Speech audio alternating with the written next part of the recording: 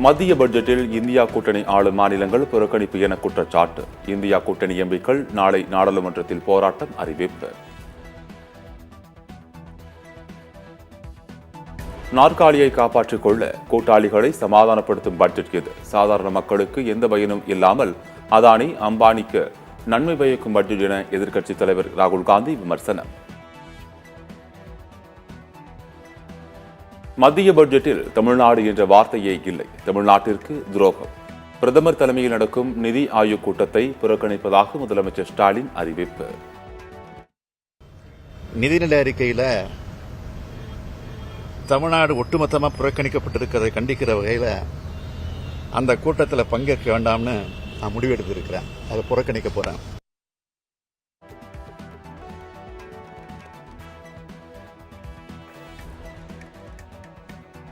தமிழக மக்கள் மீது மத்திய அரசு கோபத்தில் உள்ளதாக முதலமைச்சர் ஸ்டாலின் குற்றச்சாட்டு. பீகார், ஆந்திராவுக்கான கூட்டணி ஒப்பந்தம் என மத்திய பட்ஜெட் குறித்து கடும் விமர்சனம்.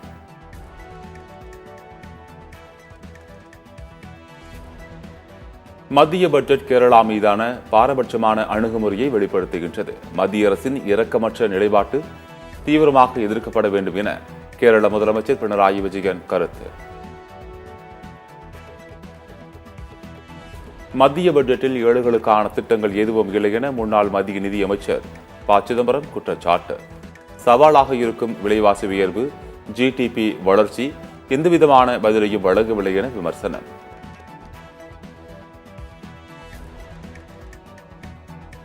பாஜக ஆளும் மாநிலங்களை மட்டுமே மத்திய பட்ஜெட் திருப்திப்படுத்துகின்றது. தமிழகத்திற்கான திட்டங்கள் எதுவும் இல்லை என அதிமுக பொதுச் செயலாளர் எடப்பாடி பழனிசாமி அதிருப்தி. மத்திய பட்ஜெட் ஒட்டுமொத்த இந்தியாவிற்கானதா, தேசிய ஜனநாயக கூட்டணிக்கானது மட்டுமானதா? நாம் தமிழர் கட்சி ஒருங்கிணைப்பாளர் சீமான் சரமாரி கேள்வி.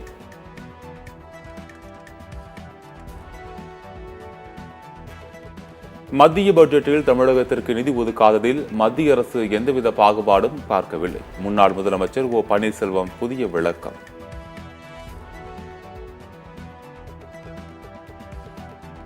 யார் வேண்டுமானாலும் அறிவிக்கலாம், நான் கூட அறிவிப்பேன். மத்திய பட்ஜெட் குறித்து அமைச்சர் துரைமுருகன் விமர்சனம். இன்னும் சொல்ல போனால் இடையில சில காலங்கள் கொஞ்சம் மந்தமாக கூட இருந்தது. அந்த இடங்களுக்கு தடங்களுக்கு வருத்தி மீண்டும் அது வேகமாக ஆரம்பிப்போம். எனக்கு அந்த பிரச்சனை தெரியாதுங்க. பாஜக அரசின் பட்ஜெட் ஆட்சியையும் அதிகாரத்தையும் காப்பாற்றிக் கொள்ளும் வகையில் அமைந்துள்ளது. இந்த காலத்திலும் தமிழக மக்கள் பாஜகவிற்கு வாக்களிக்க மாட்டார்கள் என தமிழக காங்கிரஸ் தலைவர் செல்வ பெருந்தகை பேட்டி. ஒரு நிதிநிலை அறிக்கை என்பது எல்லா மாநிலங்களையும் உள்ளடக்கிய நிதிநிலை அறிக்கையாக இருக்க வேண்டும். ஆனால் இந்த நிதிநிலை அறிக்கை 2 மாநிலங்களுக்காக போடப்பட்டிருக்கிறது. ஆந்திர பிரதேசம், பீகார்.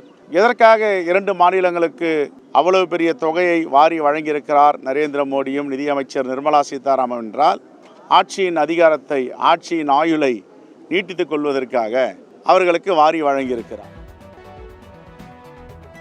விரைவில் இந்தியா கூட்டணி பட்ஜெட் தாக்கல் செய்யும் என மக்கள் நீதி மய்யம் கட்சித் தலைவர் கமல்ஹாசன் எக்ஸ் தளத்தில் பதிவு. தேசிய ஜனநாயக கூட்டணியின் பட்ஜெட்டிற்கு வாழ்த்து தெரிவித்தார் கமல்ஹாசன். 2019 நடந்த நீட் தேர்வு ஆள்மாறாட்ட வழக்கில் சிபிசிஐடி விசாரணை திருப்தி அளிக்கும் வகையில் இல்லை. நீட் தேர்வு ஆள்மாறாட்ட வழக்கை தீவிரமாக விசாரிக்க தமிழக அரசுக்கு அக்கறை இல்லையா என்று உயர்நீதிமன்ற மதுரை கிளை கேள்வி. உடல்நலக்குறைவால் மருத்துவமனையில் அனுமதிக்கப்பட்டிருந்த முன்னாள் அமைச்சர் செந்தில் பாலாஜி டிஸ்சார்ஜ். உடல் சிறைக்கு அழைத்துச் செல்லப்பட்டார் செந்தில் பாலாஜி. நடந்து முடிந்த நீட் தேர்வை ரத்து செய்ய முடியாது என்ற உச்சநீதிமன்றம் திட்டவட்டம். நீட் தேர்வை ரத்து செய்யும் அளவிற்கு போதிய முகாந்திரம் இல்லை என விளக்கம். மறுதேர்வு நடத்துவது பெரிய தாக்கத்தை ஏற்படுத்தும் என உச்சநீதிமன்றம் கருத்து. மத்திய பட்ஜெட்டில் தங்கம், வெள்ளி மீதான இறக்குமதி வரி குறைக்கப்பட்டதன் எதிரொலி. தங்கம் சவரனுக்கு 2080 ரூபாயும், வெள்ளி கிலோவிற்கு 3100 ரூபாயும் குறைந்தது. இடைத்தேர்தலில் வெற்றி பெற்றதால் திமுக அரசுக்கு திமிர் அதிகமாக்கிவிட்டது. 1000 ரூபாய் கொடுத்துவிட்டு அனைத்து வரிகளையும் உயர்த்திவிட்டதாக முன்னாள் அமைச்சர் ஜெயக்குமார் குற்றச்சாட்டு. மின் கட்டண உயர்வுக்கு அதிமுக தான் முழு பொறுப்பு என தமிழக நிதியமைச்சர் தங்கம் தென்னரசு விளக்கம். உதய் மின் திட்டத்தில் அதிமுக கையெழுத்திட்டதால் தான் மின் கட்டணத்தை தற்போது உயர்த்த நேர்ந்தது என பேட்டி. வெளிநாட்டு நிறுவனங்களுக்கான கார்ப்பரேட் வரி 40% இருந்து 35% குறைப்பு. சுற்றுச்சூழலை பாதுகாக்கும் நடவடிக்கையாக பிளாஸ்டிக் மீதான சுங்க வரி 25 விழுக்காடாக அதிகரிப்பு.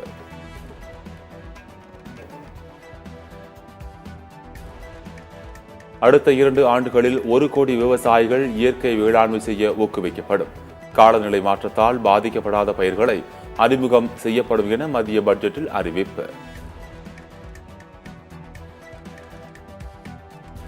தனிநபர் வருமான வரி விலக்குக்கான உச்சவரம்பில் எந்த மாற்றமும் இல்லை. வருமான வரி கணக்கை தாமதமாக தாக்கல் செய்வது இனி கிரிமினல் குற்றமல்ல என பட்ஜெட்டில் அறிவிப்பு.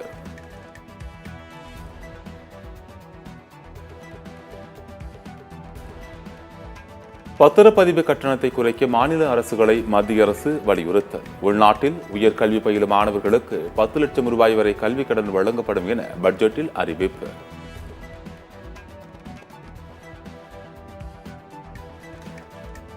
ஏழு நாட்கள் அமலாக்கத்துறை காவல் முடிவடைந்ததால் ஜாஃபர் சாதிக் மீண்டும் சிறையில் அடைப்பு. சட்டவிரோத பண பரிமாற்ற வழக்கில் வரும் 29ஆம் தேதி வரை நீதிமன்ற காவல் விதித்து சென்னை முதன்மை அமர்வு நீதிமன்றம் உத்தரவு.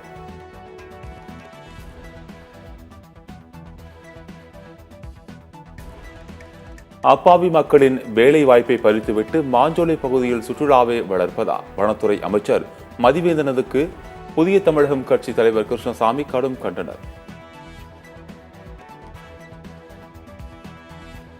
ஸ்வீடிஷ் ஓபன் டென்னிஸ் தொடரின் இறுதிப் போட்டி. நடாலை வீழ்த்தி சாம்பியன் பட்டம் வென்றார் போர்ச்சுகலின் நூனோ போர்ஹெஸ்.